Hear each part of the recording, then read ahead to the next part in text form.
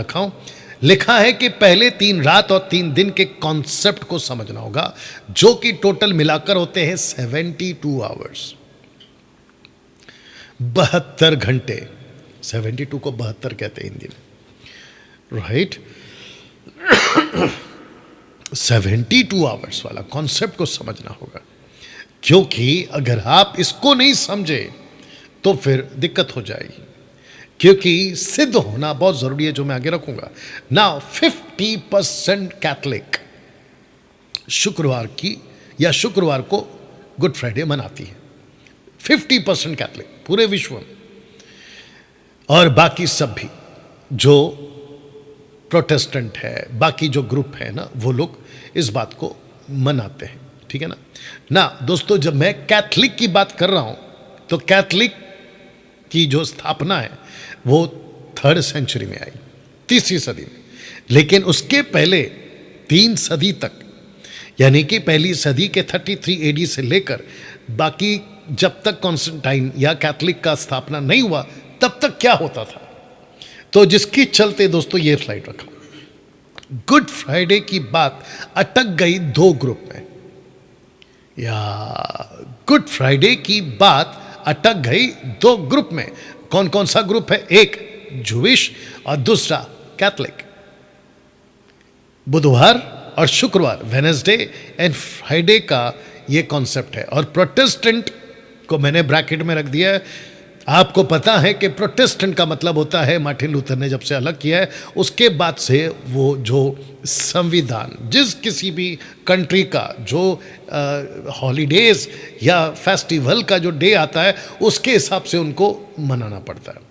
लेकिन परमेश्वर के लोग होने के नाते, परमेश्वर के दास दासी होने के नाते आपका और मेरा फर्ज है कि हम बारीकी से बातों को समझे, जांचे।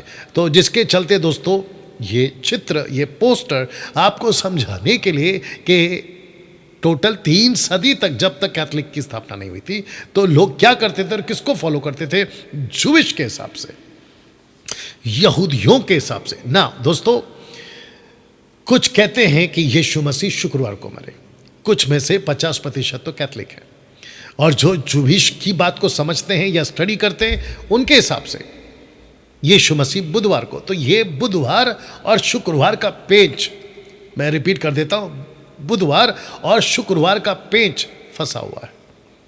अब इसको समझने के लिए बहुत ज़रूरी है ना, जो बहुत ज़्यादा हाईली क्या कहते हैं ना, बहुत ज़्यादा पढ़े लिखे विद्वान टाइप के लोग, जिनका दिमाग कुछ अलग ही चलता है, वो कहते हैं कि डैनियल भाई हमको क्या करना है, शुक्रवार है तो शुक्रवार, बुधवार है तो बुधवार, और ये तो हमारे पूर्वजों से चल रहा है, माता पिता हमने को यही सिखाया, हमारे पुराने पास ने हमको यही सिखाया। ठीक है, आपकी मर्जी है, लेकिन अगर आप मेरी बात करोगे एज अ बाइबल टीचर, मैं आपको सिखाना चाहूँगा। तो दोस्तों, ये पोस्ट को ठीक से देख लीजिएगा। मैं चाहता हूं कि मसीह की देह, जिसको बॉडी ऑफ क्राइस्ट कहते हैं, परमेश्वर को पता था, यीशु को पता था, क्योंकि जब यीशु क्रूस पर मरे और जी उठने तक का के बीच का जो 72 आवर्स है, वो कहां थे? माफ करना, पतरस को यीशु कहते कि पतरस, मैं तुझे अधलोक की कलीसिया की को कुंजी दूंगा, और अधलोक की, अधलोक का मतलब है हेडीस के फाटक प्रबल नहीं होंगे। ऐसा क्यों कहा? इफिसियों की पुस्तक 4 अध्याय वचन 7-8 में अगर आप पढ़ोगे तो कहता है कि यीशु मसीह जो बंदी था, बंधुआई को बांध ले गया और मनुष्यों को दान दिया। He led captivity captive and gave gifts unto men। ये क्यों कहा? तब जाकर आता है इफिसियों 4:11। बहुत ध्यान से सुनिएगा, मैं जबरदस्त कनेक्शन दे रहा हूं, ठीक है ना। और जितने लोग देख रहे हैं, मैं चाहता हूं कि आप लोग हमारे साथ में बने रहें।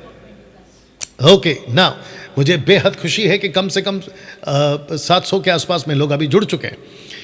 इफिसियों 4:11, यहां 5 प्रकार की मिनिस्ट्री क्यों दी, और ये जो कॉन्सेप्ट है ना कि कोई भी दिन चलेगा, हमको क्या करना है? नो, यीशु की कलीसिया को सिद्ध होना पड़ेगा। लिखा है उसने कितनों को प्रेरित नियुक्त करके, कितनों को भविष्यवक्ता नियुक्त करके, कितनों को सुसमाचार सुनाने वाला नियुक्त करके, कितनों को रखवाले और उपदेश नियुक्त करके दे दिया। कहां दे दिया, कलीसिया को दे दिया। मेरे पास वक्त नहीं है पढ़वाने के लिए। आपको अगर पता होगा पहला कुरिन्थियों उसका 11 अध्याय वचन माफ करना, पहला कुरिन्थियों 12 अध्याय वचन 28 में उसने लिखा है कि उसने कलीसिया में कईयों को नियुक्त किया, प्रेरितों को नियुक्त किया। ही अपॉइंटेड, उसने नियुक्त किया।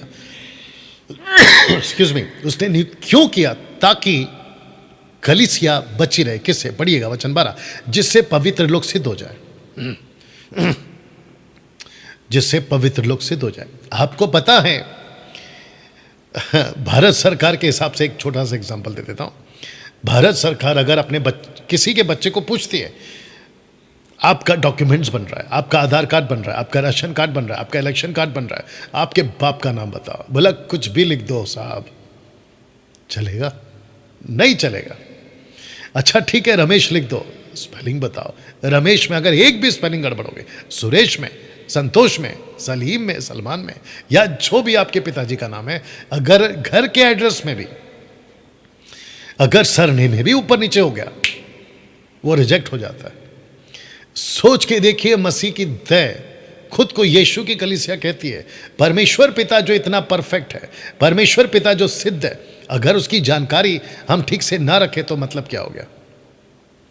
कोई मना रहा है शुक्रवार को, कोई मना रहा है बुधवार को, कोई मना रहा है कब, कोई अच्छा पौलुस का एक स्टेटमेंट उठा के बोल देते हैं, हर दिन जो जिसको मानना है माने, क्योंकि जो दिन मानता है वो परमेश्वर के लिए मानता है। ठीक है, जैसे सिक्के के दो पहलू होते हैं, वो एक पहलू है, तो ये पहलू भी तो है ना कि सिद्ध हो जाओ, सिद्ध हो जाए। जब आपके पास में चीजें रखी हैं सिद्ध होने के लिए, तो दिक्कत क्या है? स्टडी करो और सिद्ध हो जाओ। तो लिखा है कि जिससे पवित्र लोग सिद्ध हो जाए, सेवा का काम किया जाए, मसीह की दया उन्नति पाए।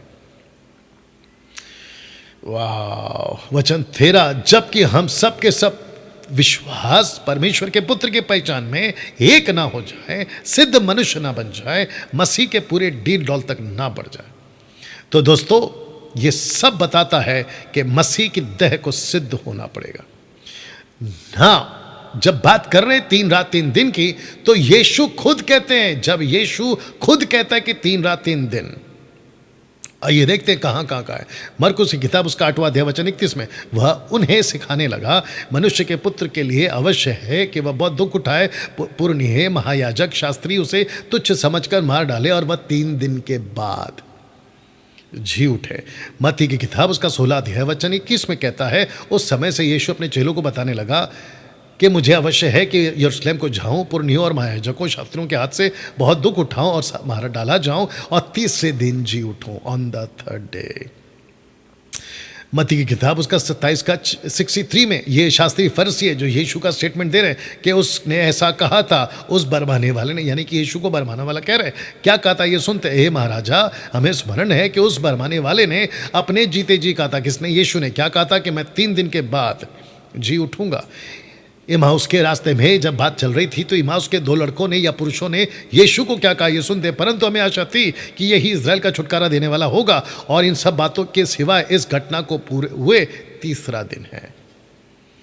आप खुद देख लीजिए ना, 3 3 3 3। तब जब यीशु ने खुद कहा 3 रात 3 दिन, तो आपको और मुझको भी इस वचन के हिसाब से मानकर चलना होगा, 3 रात 3 दिन ना। दोस्तों, एक जबरदस्त कनेक्शन है जो आपके बीच में मैं देना चाहूँगा, और आशा करता हूँ कि जितने फेसबुक और यूट्यूब पर मुझे देख रहे हैं, आप लोग सीख रहे हैं, कुछ समझ रहे हैं। वापस आधा हो गया। एनीवे, नाउ एक जबरदस्त कनेक्शन आपके बीच में दे रहा हूं दोस्तों, और वो है योना और मनुष्य का पुत्र यानी यशुआ।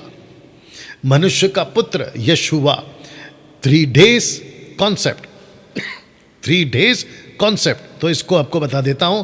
देखिए, योना का जो वचन है 1 का 17 जो कि पढ़वाऊंगा, और मत्ती का किताब यानी मनुष्य का पुत्र जो है उसका जो कॉन्सेप्ट है वो है मत्ती 12 का 40, मैथ्यू 12:40 ना। दोस्तों, सबसे पहले मत्ती की किताब के हिसाब से हम पढ़ना चाहेंगे जो कि 40 तक है, बट मैं 38 से पढ़वा देता हूँ।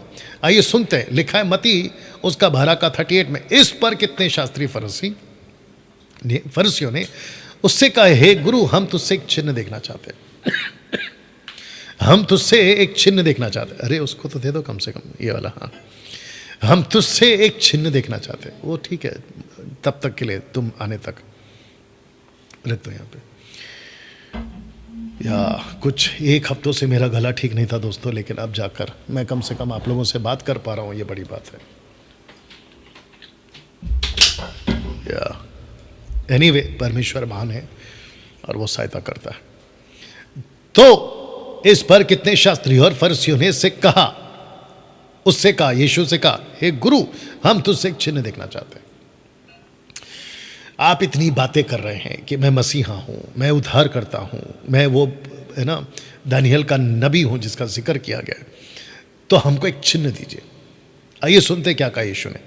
उसने उन्हें उत्तर दिया, यीशु ने उनको उत्तर दिया, क्या दिया? कि इस युग के बुरे और व्यभिचारी लोग चिन्ह ढूंढते हैं। वाह! यहां इसको बोलकर यीशु रुक नहीं गए, फिर कहते हैं परंतु यूनस भविष्यवक्ता के चिन्ह को छोड़ कोई और चिन्ह उनको ना दिया जाएगा। एक्सक्यूज मी, उनको ना दिया जाएगा। तो यीशु यहां पे एक चिन्ह की बात करते हैं और वो कहते हैं कि यूनस का मतलब होता है योना, द प्रॉफिट।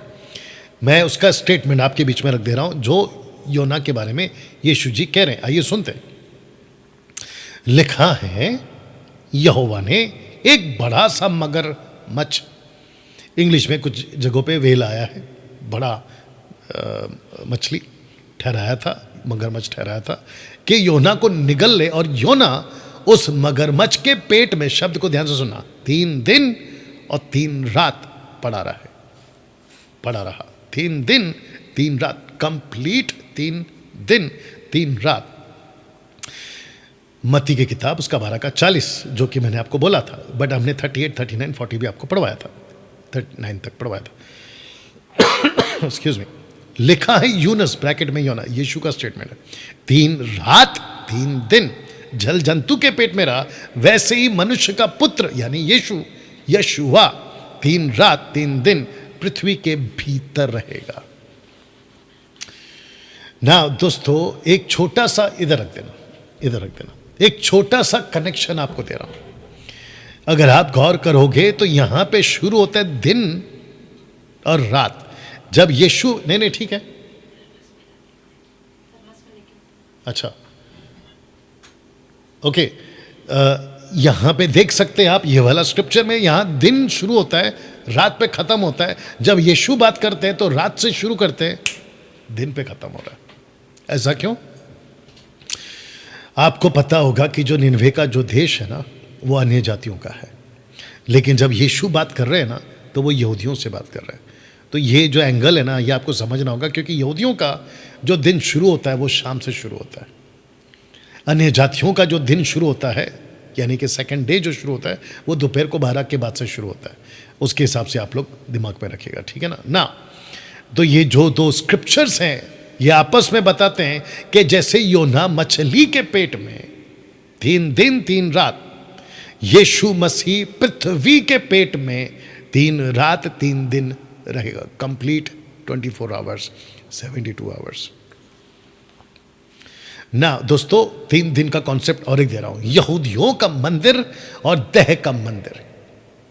यूहन्ना की किताब उसका 2 का 28 में या 18 में, माफ करना, 3 डेज कॉन्सेप्ट यहां पर भी है। मैं इसको आपको पढ़वाने जा रहा हूं। लिखा है यूहन्ना 2 का 18 में, इस पर यहूदियों ने उससे पूछा, यीशु से पूछा, तू जो ये करता है तो हमें कौन सा चिन्ह दिखाता है? यीशु ने उनको उत्तर दिया कि इस मंदिर को ढा दो, मैं इसे 3 दिन में खड़ा कर दूंगा। यहूदियों ने कहा, इस मंदिर को बनाने में 46 वर्ष लगे, और क्या तू इसे 3 दिन में खड़ा कर देगा? वह अच्छा नहीं किसको पढ़ना, परंतु उसने अपनी देह के मंदिर के विषय में कहा था। सो वह मुर्दों से जब जी उठा, कौन? यीशु, चेलों की बात हो रही है। जब वह मुर्दों से जी उठा तो उसके चेलों को स्मरण आया, उनके चेलों को स्मरण आया। क्या स्मरण आया? कि उसने कहा था, यहां पे देखिए, जो लेखक है ना यूहन्ना, वो दोनों को टैली कर रहा है। ओके, आपने ऐसा बोला था, लेकिन चेलों को याद कब आया? जब यीशु जी उठे, ये उसको लिख रहा है, ठीक है ना। तो मुर्दों से जब जी उठा तो उसके चेलों को स्मरण आया कि उसने ये कहा था, और उन्होंने पवित्र शास्त्र यानी कि योना का स्टेटमेंट और वचन की जो यीशु ने कहा था, दोनों पर विश्वास किया। वाह! तो दोस्तों, अब प्रश्न उठता है, क्या यीशु शुक्रवार को मरे थे? बिल्कुल साफ लिखा हूं, यशुआ फ्राइडे को नहीं मरा था। कैसे पता चलेगा? Let's see.